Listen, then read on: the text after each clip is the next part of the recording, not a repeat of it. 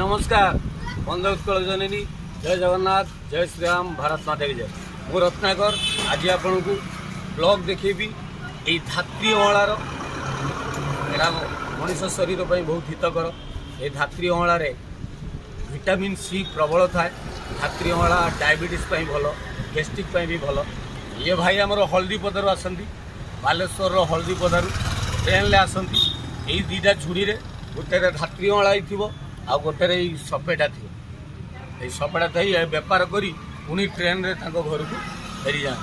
भाई तो ना हेमंत भाई ना है हेमंत। ये हेमंत भाई हल्दीपदार आसे तेणुक तार बेपार है भाविली आपण मैंने कौन कह धात्री अँला विषय एसिड डायबिटीज गैस्ट्रिक रोग भल हुए एवं मथार चुटीर ग्राइंडिंग करके लगेले चुटी उड़ीबनी कला विटामिन अंश बेसी रही। मैंने तार कह कथा यहाँ को ग्राइंडिंग करी मथारे लगेले चुटी कला तो ये प्रकार उपकार भी अच्छी चुटी कला रखार। प्लस आपंकर डायबिटीज भल प्रबल कषा सका थे खाली पेटर सेवन कले देहपाई भल।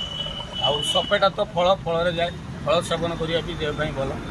तो आज आपन को ये धात्री अँला आउ ये हेमंत औषध देखली टी आम हेमंत बाबू को देखिए बेचारा बहुत परिश्रम करते ये प्रत्येक दिन ट्रेन ले आसती पुणी यहाँ कम सारी पुणी ट्रेन ले जाते। आपन देखिए आप धात्री अँला सेवन करूँ डायबिटीज आउ गैस्ट्रिक रु मुक्ति पातु। सका थे खाली पेट्रे या भर काटिकी गोटे छोट अंशटी चिचुमी चिचुमी कि आप चुसी चुसी चुसी चुसी सेवन करेंगे बारी कषा है।